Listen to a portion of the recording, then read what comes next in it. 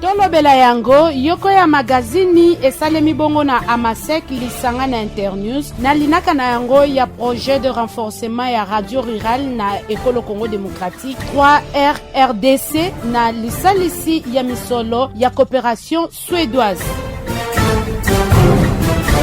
Tata ba mama bilenge boye ibolamu na magazini na biso tolobela yango yoko ya lokasa epesa kabino bansango pona bobeti mbela pona mituna miye mitali bokambe mimalamu demokrasia mate ya maye matali maponami bokokani okati ya mwasi pe mobali bobuki makoki ya bomoto okati ya mwasi pe babali pe bokono bamoke ipox awa o etuka ya Equateur.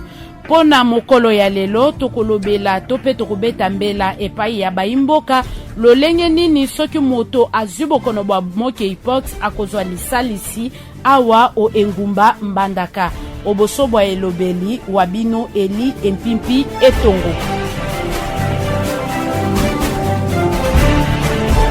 Bozui lisalisi ya moke ipox ezali ofele. Pona kosalisa esengeli kokende na lombango na mapitalo ya zonga miye mibongisami pona kozwa lisalisi. Toyoka makanisi ya baye ngumba mbandaka na elobeli ya Annette Lotafe. Soki nazo maladi ya mokepa doko eza na vaccin te na oki kokima mbangu na l'hôpital esengeli pona kozwa ba traitement na yango. Pour Nangai, ce qui n'a pas premièrement, nous avons pour se faire examiner à l'hôpital général parce que souvent, bazol bakenon Croix-Rouge, ce que j'ai MP Force, il faut que vous signalez la Croix-Rouge. Pour Nangai, ce nous avons donc l'hôpital général pour se faire examen. On a une bakenon pour confirmer maladie. Soki ozi bokono ya mokepox okoki kokende na bisika oyo bazali kosalisa bato lokola na hôpital ezali zinga na biso na mbandaka lokola hôpital général wana okokutana na bato bazali na pona kosalisa yo lokola hôpital lokola mabalako bato bazali na pona kosunga bino tango iso bolanda tolobela yango.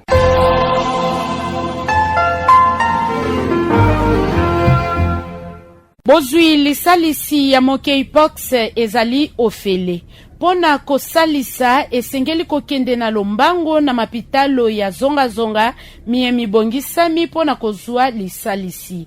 Toyoka makanisi ya baye ngumba mbandaka na elobeli ya Annette Lotafe.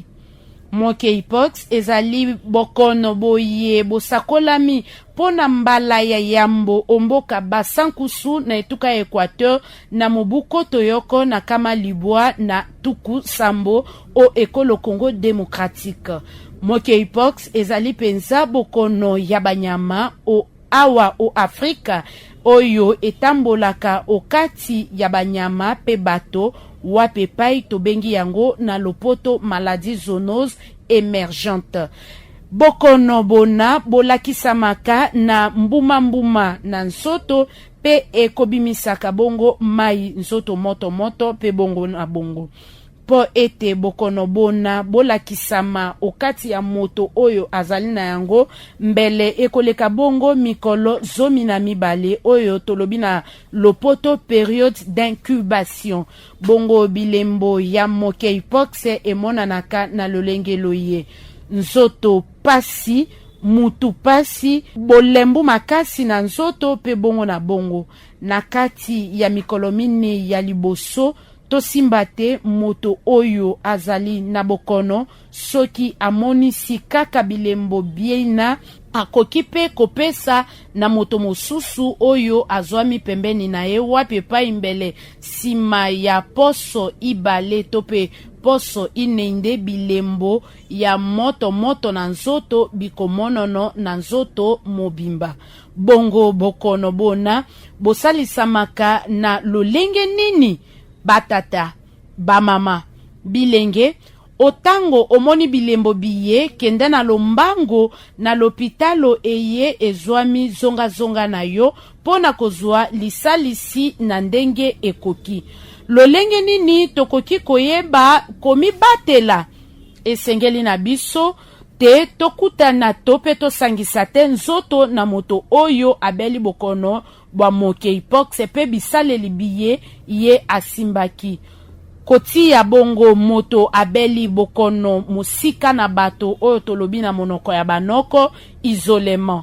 Koluka pe kobatela bato baye banso bazalaki pembeni ya mokoni.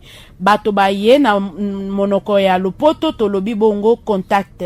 Bopesi pe mangwele na bakolo ezali pe yoko lolenge ya komibatela na bokono bwa monkeypox.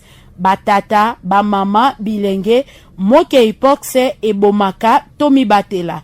Monganga Mami Valérie Ndege azali bongo mokambi ya ONG Agir ensemble pour une vie meilleure na bokuse tobengi bongo AGVIM asengi na baimboka kokende na lombango o l'hôpital soki moto azu bokono bwa monkeypox toyokaye.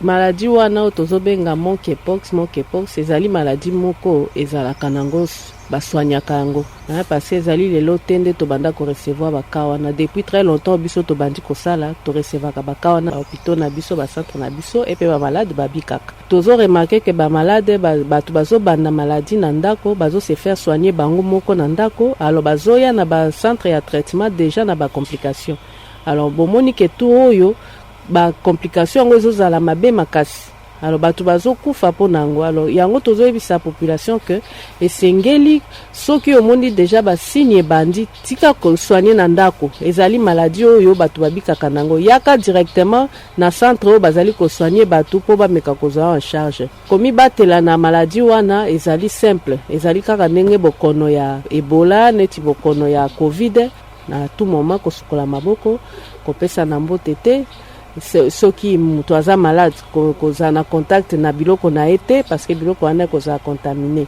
donc soki pe oyoki ba symptômes bandio o se rendre directement na centre o bazali ko soigner bato ya monkeypox. Merci beaucoup. Tolobela yango pona mokolo mwa lelo tosuki awa obosobo elobeli bolandaki wabino Eli Empimpi etongo nsoka nde tolobela yango ezali magazini yeye esalemi bongo na Amasek na lisungi ya mosala ya Internews na linaka na yango na ya renforcement des radios rurales en RDC 3R RDC na lisalisi ya misolo ya coopération suédoise wapepai ezali kotala linaka na yango ya MSDA na lisalisi ya misolo ya USAID pe coopération suédoise na Suisse. Topesi bino matondi mingi na ndenge bolandaki biso.